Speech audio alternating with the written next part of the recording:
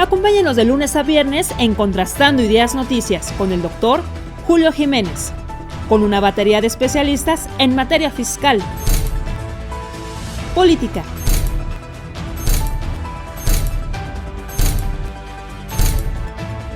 economía, finanzas, justicia, deportes y espectáculos.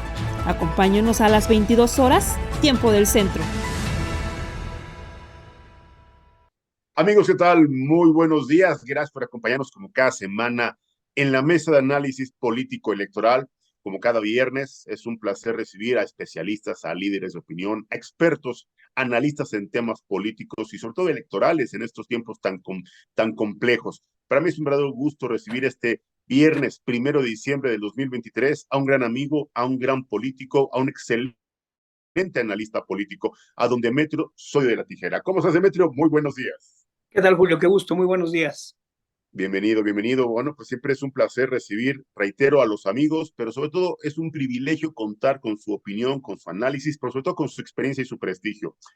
Demetrio, ¿qué está pasando? ¿Qué está pasando a nivel nacional con la política en México? ¿Cómo visualizas un contexto, yo diría, complejo, un contexto, yo diría, hasta inédito en estos tiempos tan complicados, en estos tiempos tan, yo diría, fuera de cualquier precedente histórico, en donde, bueno, pues obviamente vemos que hay gente que tiene el gran interés y que tiene el compromiso, y ya está aquí también el prestigiado analista en temas electorales y experto en temas jurídicos y políticos, don Marco Antonio Baños. ¿Cómo estás, Marco? Bienvenido. Gracias, Julio. Buenos días, Demetrio. Buenos días, ¿cómo estás, Marco? Buen día. A don Marco Baños. Le preguntaba a don Demetrio Sodi, ¿qué opinión le merece este contexto tan incierto, tan, pues yo diría, inédito que hoy está viviendo en el país? ¿Qué está pasando con la política económica? Demetrio, ¿qué opinión te merece este escenario? Mira, a ver, yo creo, hay una frase que a mí siempre me gustó mucho, que le atribuyen ¿cómo se llama? Al que era director general de siempre, a Pajés. Y él decía que en México no pasa nada. Y luego decían, sí, no pasa nada hasta que pasa. Y cuando pasa, no pasa nada. Sí, realmente yo creo que esto es parte del proceso electoral, ¿no? Lo de Nuevo León es un exceso. Están dejando de lado la política. Había un acuerdo tácito de que el gobernador que salía, y de hecho se ha cumplido en todos lados, tenía mano para nombrar al gobernador sustituto. De hecho, pasó en la Ciudad de México, pasaba en todos lados. Aquí, por un conflicto que se tiene desde hace muchos meses, desde que se inició el gobierno de Nuevo León, ha habido un enfrentamiento entre el gobernador y la fracción del PRI y del PAN. Y entonces, lo que era un acuerdo político se convirtió en un conflicto político, ¿no? Yo no creo que pase nada, yo creo que se va a llegar a un acuerdo, no hay otra. Por encima de la... Es muy estridente la política ahora, porque ahora la política, más que manejarse en reuniones privadas, todo se maneja en entrevistas en los medios de comunicación. Entonces, y ahí todo es estridente. Entonces, en lugar de que se sentaran a negociar, se sientan a declarar. Yo creo que lo que está faltando en México es política. Yo creo que se ha dejado de lado la política por la estridencia, por el conflicto. Vamos a vivir este escenario toda la campaña electoral. Yo no veo, es decir, el conflicto entre los candidatos se va a dar, y son 3 candidatos, y 2 candidatas y un candidato. Yo veo que es más estridencia, más declaraciones, y yo espero que prevalezca la política. Y la política, ante todo, no son declaraciones. La política son acuerdos. Mira, los comentócratas pueden dar declaraciones nada más, y nomás declaran esto y declaran lo otro, y no tienen la obligación de llegar a un acuerdo. Los políticos no solamente debemos ser cautos a la hora de declarar, sino tenemos que buscar un acuerdo. Y se decía, lo de una frase muy interesante: aquel que no ha estado en política no entiende la política.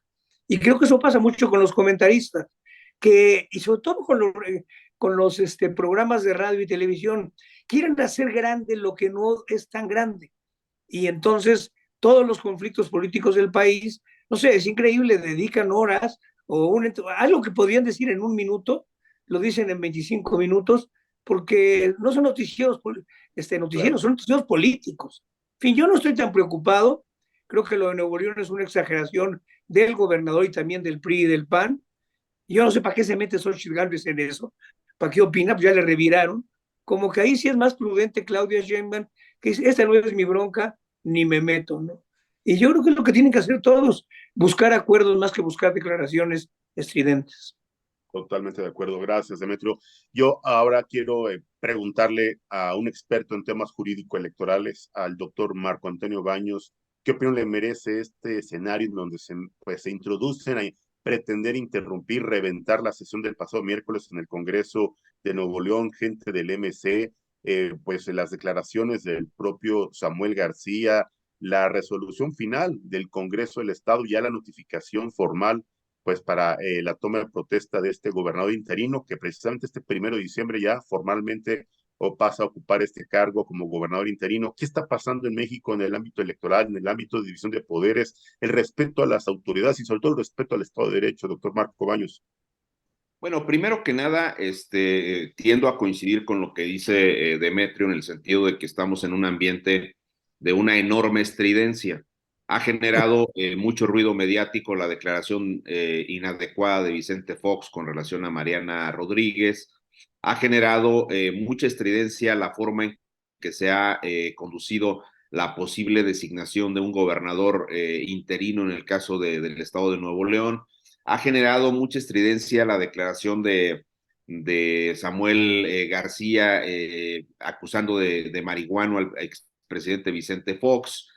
También ha generado mucho ruido el tema, evidentemente, de las declaraciones de Xochitl Gálvez, que coincido, no es su tema, no debería de meterse en ese punto. Ella debería de centrar su campaña y sus el objeto de sus declaraciones en la otra contrincante que más allá de si es cierto o es falso, y también ha generado mucho ruido, pues las encuestas que le dan una enorme ventaja a Claudia Sheinbaum respecto de Xochitl Gálvez. Y por supuesto, pues ha generado también un enorme escándalo las declaraciones de ayer en la mañanera del presidente López Obrador defendiendo el tema de Samuel García. Entonces, en ese sentido, creo que sí hay demasiado ruido y hay también en medio una enorme disputa de carácter jurídico.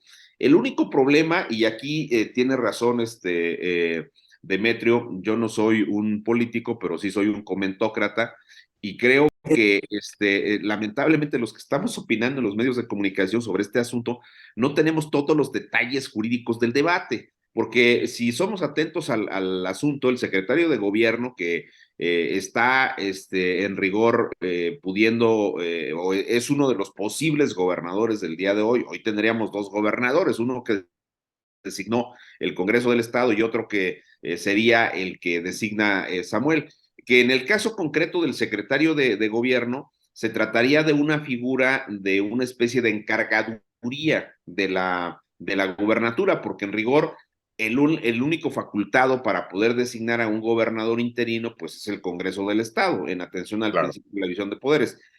Pero ellos aluden a un conjunto de sentencias, medio conocemos las que ha emitido el Tribunal Electoral, pero no conocemos a ciencia cierta los amparos ni todos estos juicios que alude el grupo de Samuel García.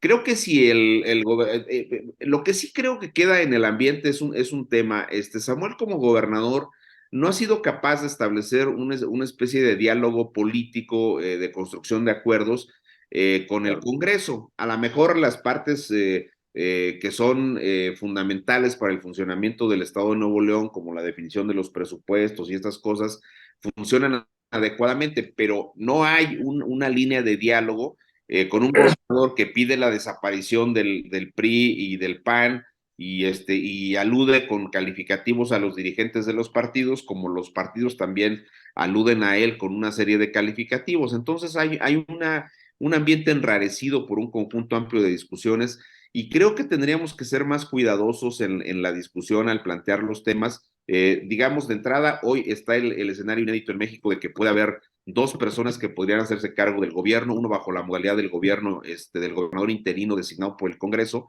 Vamos a ver qué sucede con ese tema. Y la otra cuestión es el asunto de la encargaduría del despacho por el secretario de gobierno, que eso es en rigor lo que podría estar en medio.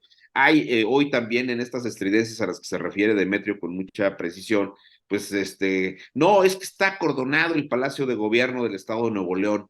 Eso ya se ve así como una situación verdaderamente extrema, y hay también una enorme incapacidad del propio movimiento ciudadano para reconocer que muchas de las personas de su partido, incluso funcionarios del gobierno del estado, pues estuvieron en el mitin. Ellos dicen que no los dejaban entrar. Pues vamos a suponer que a los dos diputados locales del movimiento ciudadano, una diputada y un diputado, haya sido cierto que no los dejaron entrar. Pero ¿qué hacían funcionarios del gobierno del estado ahí en el mitin cuando deberían estar atendiendo su trabajo? Pero bueno, sí es un tema que está en medio de los medios de comunicación, pero también en toda esta disputa de orden jurídico. Pues un tema polémico, la verdad es que es un tema que, reitero, en muchos años, yo diría más de 2 décadas, no se había visto esta clase de escándalos en Nuevo León. Y la verdad es que, pues, ninguna transición de gobernador interino, ni en el nombramiento de ningún encargado del despacho se había visto este escenario. Yo quisiera preguntarle a don Demetrio Sodi. Demetrio, ¿capricho, berrinche o desesperación por cumplir un compromiso inconfesable con Andrés Manuel López Obrador, la actitud, las declaraciones y hasta los arrebatos de Samuel García? ¿Qué opinión te merece? Yo creo que inmadurez. Yo creo que él se ha sido que es un hombre, es un joven, aunque ya es un adulto, que toda su estrategia ha sido hacer estridencia, hacer confrontación. Y es un poco la estrategia también de MC. Yo no creo que él tenga un compromiso con López Obrador. Digo, el otro día veía un video en que hasta eso se equivocan, hasta los que critican. Decía que Dante había estado de la mano con López Obrador en el 2018. Pues no es cierto. Dante rompió con López Obrador desde antes del 2018. Y de hecho apoyó ¿cómo se llama? Al candidato del PAN. Fueron PAN, PRD y MC juntos. Y entonces, no, yo no creo que haya un compromiso. Yo creo que lo que pasa es que, a ver, toda la estrategia del MC es pegarle, así ha sido siempre, sobre todo al PRI, todo su deslinde, su razón por lo que no ha querido ir en el fondo, digo, en el frente, es porque no quiere tener nada que ver con los priistas. No es real tampoco eso. Lo que quieren ellos es hacerse su espacio. Y entonces, para la gente que está en el frente opositor, el que MC vaya independiente es una traición, ¿no? No, es una estrategia. Yo no sé qué haría. Yo no sé cómo MC, por ejemplo, yo creo que un perdedor en esto, desgraciadamente, es el PRD. El PRD es como invitado a la comida, pero le dan lugar de segunda. Lo mandan hasta el fondo de la mesa. Pues es real. Entonces, yo no sé, ¿qué hubiera pasado si MC se suma al frente? También lo tratarían como de segunda. Entonces, MC ha decidido una estrategia que a la que los que están en el frente, los que quieren a toda costa sacar a López Obrador, pues sí ven que va a dividir el voto. Pero yo no creo que haya un acuerdo entre, es decir, yo no creo que esté trabajando Dante Delgado, ni tampoco Samuel, para López Obrador. Sí va a dividir el voto, y si Xochitl se mete en el problema, y si Marco Cortés y se mete en el problema Lito, pues obviamente MC va a ser un partido de choque fundamentalmente con el frente. Yo veo que la elección, y debía de preocuparse más el frente y Claudia, lo que decía Marco, ¿cómo aumenta? ¿Cómo reduce las diferencias? ¿Cómo aumenta su votación? ¿Cómo tiene una imagen diferente, una imagen de presidenta? Que perdón, pero ahorita no lo tiene. Tú la ves sacando en un video, sacando cartulinas y saca un zapato. Eso está muy bien para jugar a la política o para cuando se vistió de botarga. Pero yo creo que el frente, ella tiene que representar una opción a la presidencia y que no se distraiga en enfrentamientos que no le corresponden a ella. No, yo no creo que haya ese acuerdo y que esté trabajando como acuerdo MC o Samuel para favorecer a Morena. Ahora, lo va a favorecer y va a dividir al frente, sobre todo si el frente y Claudia y Xochitl se siguen enfrentando con él, ¿no? Claro. A ver, ahí viene un tema electoral. El Instituto Nacional Electoral notifica todavía hasta ayer a el gobernador con licencia, aspirante, candidato, Samuel García, que bajara los spots publicitarios. Yo quisiera preguntarle al doctor Marco Baños, en su carácter de experto en temas jurídico-electorales, sanciones, incluso ya por ahí el PRD, hablando del PRD, como bien refiere Demetrio, exigió que cancelaran ya la candidatura de pues Samuel García y que bajaran los spots publicitarios de todos los medios de comunicación por hacer un uso indebido de los espacios y prerrogativas que tiene el MC. Pues obviamente el INE notifica a Samuel García y tendrían que bajar estos spots por tratarse de un gobernador todavía en funciones. ¿Qué opinión te merece este fenómeno, Marco? Mira, técnica y jurídicamente lo que hizo el INE es correcto, no hay vuelta de hoja con ese tema, porque Claro. al final de cuentas el tema del acceso a los spots en radio y televisión es una prerrogativa de los partidos políticos, de sus precandidatos y candidatos para poder pronunciar mensajes. El único problema de lo que mencionaba hace unos minutos es que no tenemos una claridad exacta de cómo están las licencias. Yo ya me hice, como dijo el clásico, ya me hice bolas con el tema de las licencias que ha tenido Samuel, pero si él no tiene una licencia como pareciera ser, no puede estar en los spots como precandidato, Claro. porque además, si él es gobernador en funciones y actúa como precandidato del Partido Movimiento Ciudadano, él está traicionando lo que dice el artículo 134 de la Constitución, que claramente le establece a los servidores públicos un deber con el principio de neutralidad y sobre todo con el uso de los recursos públicos. Entonces, él está usando una prerrogativa que le corresponde al Movimiento Ciudadano como funcionario público, y eso es justamente lo que dijo ayer el INE. No puedes estar en los spots, entonces quítalos.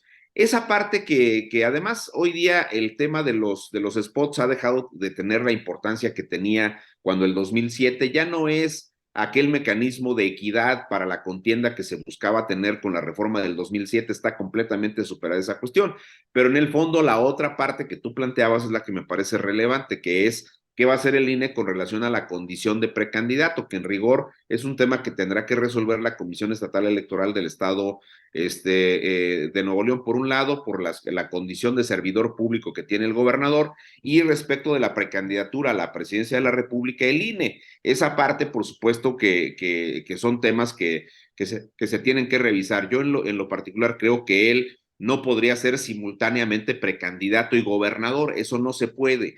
Eso sí, él tendría que tomar ya una decisión de si se separa o no se separa, cuáles son las modalidades jurídicas con las que se separa, y un tema que se ha vuelto demasiado complejo en nuestro país y que no es un buen punto, es que ya sea porque el señor es simultáneamente gobernador y precandidato, o ya sea porque el acuerdo político intrínseco, implícito que debería de haber entre los partidos políticos no se cumple y el Congreso debería de designar a alguien cercano al Movimiento Ciudadano, que sería, digamos, lo políticamente correcto, como además está ocurriendo en el caso de la Ciudad de México respecto de Tahuada en otro esquema, pero bueno, yo creo que ahí nosotros estamos inmersos en una situación donde sistemáticamente se está violentando el Estado de Derecho, y esa es una ruta muy peligrosa. Hay que decirlo claramente, es una ruta que nos está separando de algo que nos ha dado un buen resultado, las problemáticas sociales y políticas que vive el país, que es apegarnos a la institucionalidad. Sea como sea, hemos construido instituciones y hemos construido procedimientos, pero nos apartamos sistemáticamente de su cumplimiento, violentamos sistemáticamente el Estado de Derecho, y estas conductas, la verdad de las cosas, que no ayudan en nada. Lo que hizo el INE me parece correcto, pero la parte de fondo es esa, y la parte de fondo es que no puede ser simultáneamente precandidato y candidato, por más que el MC nos diga una y otra cosa. Ahí se han enredado ellos en sus negociaciones con el Congreso, en algún momento habrá ese acuerdo, pero pues no sabemos en qué momento se va a dar, y mientras tanto, pues estos hechos bochornosos que se están presentando a nivel del Estado de Nuevo León. Terrible situación. Pues ya hemos analizado el fenómeno en Nuevo León, el fenómeno fosfo, las circunstancias pues de la intervención de la autoridad electoral. Vamos a un pequeño corte comercial y regresamos, porque tenemos otro tema preocupante para el marco constitucional y sobre todo para el marco de la Administración de Justicia, el Senado de la República. pues no aceptó la terna ni las propuestas del Ejecutivo Federal para nombrar al nuevo o a la nueva ministro de la Suprema Corte de Justicia de la Nación. No le cambie. Seguimos contrastando ideas. Regresamos.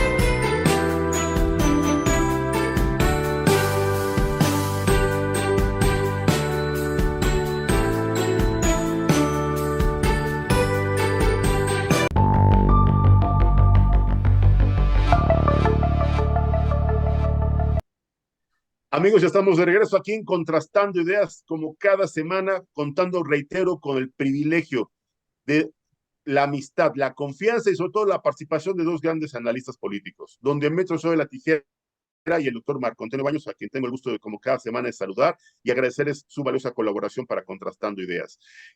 Antes de irnos al corte, platicamos sobre un tema pues, que ha generado debate, polémica, estrategia, análisis.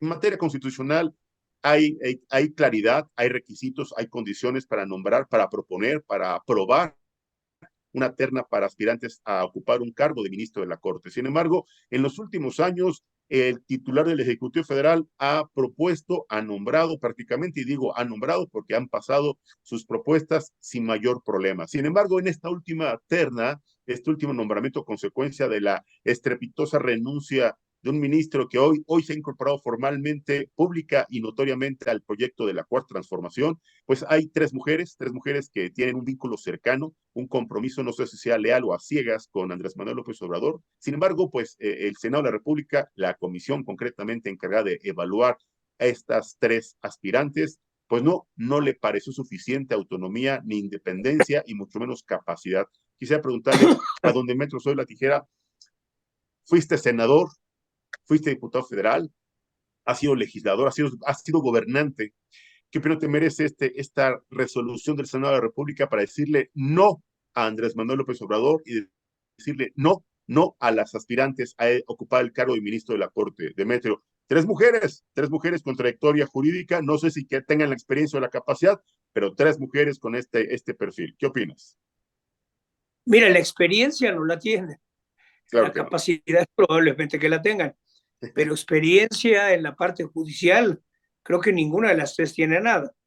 Ahora, son gente preparada, sí. Ya desde la vez pasada, el Senado no logró un acuerdo y el presidente, después de enviar dos ternas, nombró a quien quiso y tiene esa facultad. De hecho, ahí hay un error cuando hicimos, no sé si yo participé en ese momento, cuando hicimos esa ley, le dejamos finalmente al presidente la decisión, porque si le rechazas dos ternas, pues ya no tiene que consultar, él manda a quien quiera. Ese es un error. Y yo creo que también ya es un error que hay que corregir en su momento, la intervención del presidente en el nombramiento de los ministros. No es por elección directa, desde luego, como quiere el presidente, pero hay que corregirlo. Ahora, siempre los presidentes han buscado gente que coincida con su forma de pensar. Ahora lo que pasa es que sumándole a eso, son gente que van a ser muy disciplinadas. A lo mejor no las tres. Yo creo que la más independiente sería alcalde, y fue la que de hecho sacó más votos. Y digo, ¿por qué más independiente? Porque los alcaldes y Berta Luján tienen una carrera jurídica, laboral, desde mucho antes que existiera Morena. Es la realidad. Yo conozco a Arturo Alcalde hace muchos años y es un abogado laborista totalmente independiente. Pero bueno, pero fuera de eso, siempre han querido nombrar gente que coincida, o sea, ahí tiene razón el presidente. Muchos de los ministros de la Corte eran pro apertura comercial, pro privatizaciones, esa era la tendencia, igual en todos los órganos independientes. Se nombraba gente que tenía la misma forma de pensar de la política económica que estaba impulsando desde Salinas para acá, ¿no? Entonces el presidente quiere nombrar gente que tenga, que esté convencida de sus cambios, que esté convencido de la participación del Estado, en fin, en fin. Desgraciadamente yo sí creo que ojalá en esta siguiente terna haya alguien que pueda lograr consenso. Y yo creo que tiene que ser flexible la oposición, porque van a perder. Es decir, es como pierdes menos. Aquí no hay gane.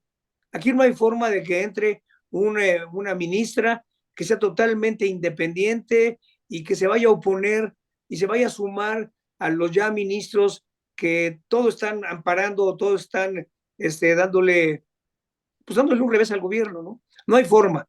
Hay que ver quién es de todas las que envíe la que puede ser más independiente y la que puede actuar en función de lo que es su responsabilidad, defender la Constitución, no defender un gobierno. Pero no hay gane, ¿eh? Aquí, No hay. si la oposición se cierra, López Obrador va a nombrar a quien se le da la gana. Yo buscaría, como el caso de alcalde, que creo que le faltaron 8 votos, ¿no? Si hubiera tenido 8 votos más, hubiera sido nombrada ministra. Creo que es la que tiene más posibilidades de ser independiente de una línea gubernamental. Perfecto, pues ahí está la opinión de don Demetrio Sola Tijera. Ahora vamos con la opinión jurídica del doctor Marco Antonio Baños. Doctor, hay argumentos de senadores, hay análisis de especialistas que afirman que Maristela Ríos González, consejera jurídica del presidente de la República, puede ser equiparada, puede ser ubicada como secretario de Estado, y esto la ubicaría en una condición pues de imposibilidad para ser ministro de la Corte. ¿Qué opinión te merece ese contexto? Pues mira, hay varios esquemas de interpretación que dicen que el nivel no es solo con la designación formal en una responsabilidad de secretario de Estado en este caso, sino también con la ocupación administrativa. Vamos a suponer que nos apeguemos a una literalidad de la norma, pues en rigor no es una secretaría de Estado, Claro. pero lo que sí es un hecho concreto es que la parte que tiene que ver con la cercanía con el presidente de la República es mucho más ostentosa que lo que ha sido en el pasado. Nunca en la historia de este país alguna persona propuesta para un cargo, hay que decirlo con claridad, un cargo de consejero electoral, de magistrado electoral, de ministro de la Corte, pues no tiene alguna simpatía con los grupos de poder que tienen la facultad para proponer. Eso hay que decirlo con mucha... Eso no quiere decir que un ministro tenga que hacer lo que dice el presidente de la República o que un consejero electoral tenga que hacer lo que el grupo parlamentario que lo impulsa le pida, o un magistrado, etcétera. O sea, estas cuestiones no funcionan así en el mundo de la realidad. Y lo hemos visto con el ministro Alcántara, lo hemos visto con Margarita Ríos Farhat. Yo creo que han hecho un trabajo bastante decoroso y eso a mí me parece que de la terna, como bien menciona, hoy tiendo a coincidir en todo con Demetrio, porque la verdad de las cosas es que es perder lo menos posible. Ya te metieron 5-0 en el primer partido, ¿no? Entonces en el segundo busca la manera de que no te metan otros 5, que no quede 10-0. Entonces, yo también creo que la chica alcalde es la mejor opción de esa primera terna.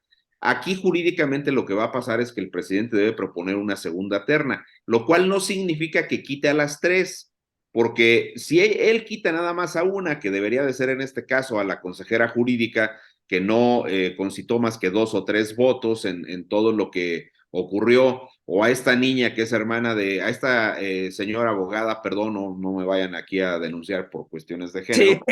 Sí.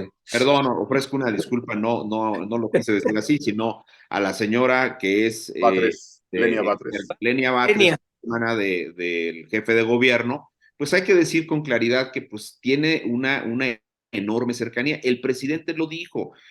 Creo que dentro de los discursos de las 3, alcalde fue mucho más clara en ese punto. Se enredó en la parte política de explicar que la cercanía, etcétera. Pero ese no es el punto. Si tú revisas las entrevistas que le hicieron cuando fue candidata a consejera presidenta del INE, varias entrevistas que concedió y varias de las cosas que dijo ahora en la comparecencia en el Senado, pues me parece que sí es el perfil, como decía Demetrio, que menos desventaja genera y que obviamente generaría una posibilidad de que pudiera actuar con independencia y con imparcialidad, porque además yo supongo que la dinámica de la corte pues te va a ir llevando a eso, o sea, imagínate el tipo de asuntos que tienes que resolver Claro. y evidentemente entras en un problema de orden ético a la hora de resolver.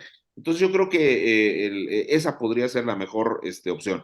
¿Qué va a hacer López Obrador? Pues va a presentar una siguiente terna que, insisto, se resolvería con que quite a una de las personas. Pareciera que va a retirar o a Lenia Batres o a la consejera jurídica. Y por consecuencia, la que obtuvo 60 y tantos votos, necesitaba 75, que era alcalde, pues ella podría tener la posibilidad de volver a estar en la terna y quizás ser la siguiente ministra. Sería terrible para los efectos del país que el presidente designe a una ministra. Eso sí me parece que sería muy lamentable que tuviéramos que llegar al caso extremo como llegamos al sorteo con la consejera presidenta y los consejeros y consejeras que ingresaron del INE. Esa parte ojalá que no se dé, ojalá que la oposición tome la mejor de las tres opciones.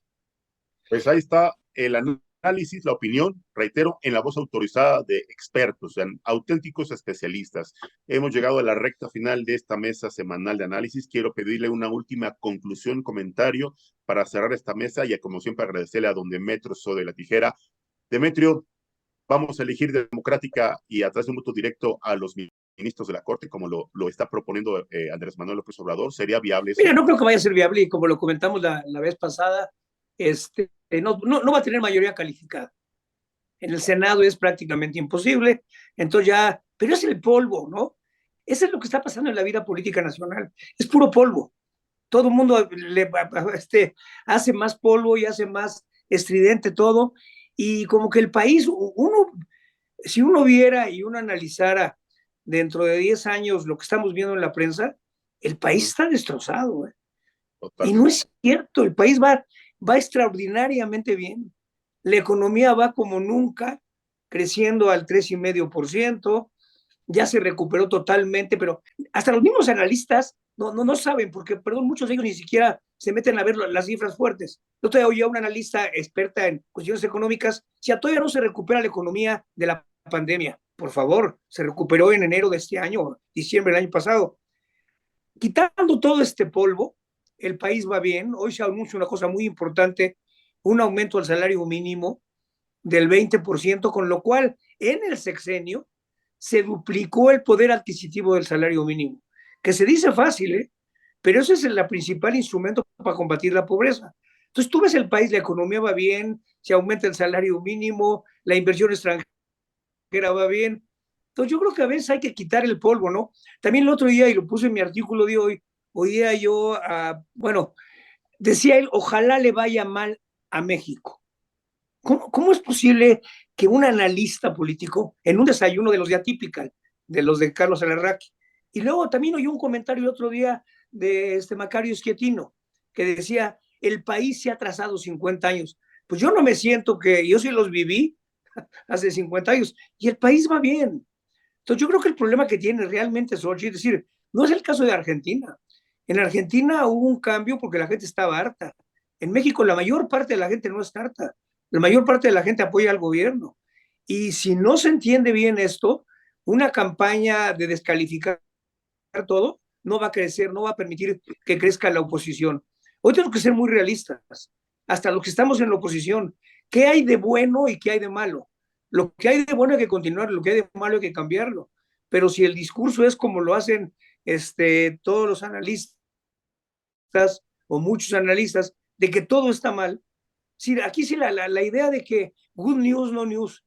Yo nunca he oído, perdón, una buena opinión de muchos analistas o comentaristas de radio y televisión. Todo está mal. Y cuando uno vive la realidad de México, para mí la mayor parte está bien. ¿Cuál es el riesgo de este presidente y de Claudia?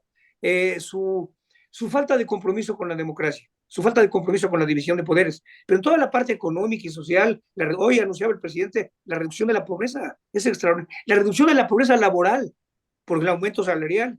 Entonces yo creo que hay que quitar a veces el polvo, tanta polvo que se hace con lo que se comenta y con la estridencia, y ver que el país va bien y que debemos estar tranquilos.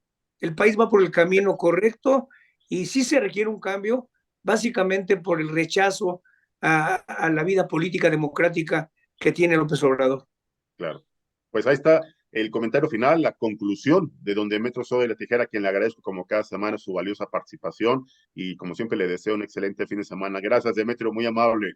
Ahora Gracias. vamos con el doctor Marco Baños. Marco, tu conclusión final para el cierre de esta mesa, si eres tan amable, por favor. Yo tampoco creo que sea factible que se vayan a elegir por voto popular a los ministros.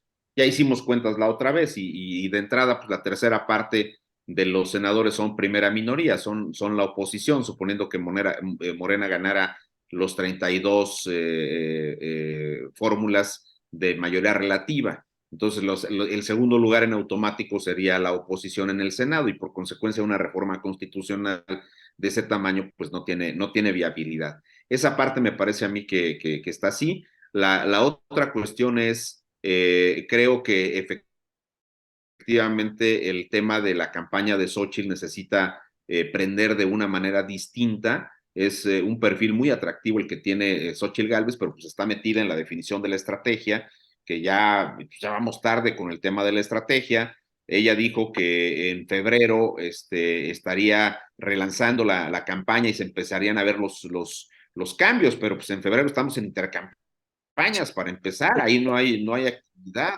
No, oye, aguas. no la vaya a redefinir para julio del año que viene.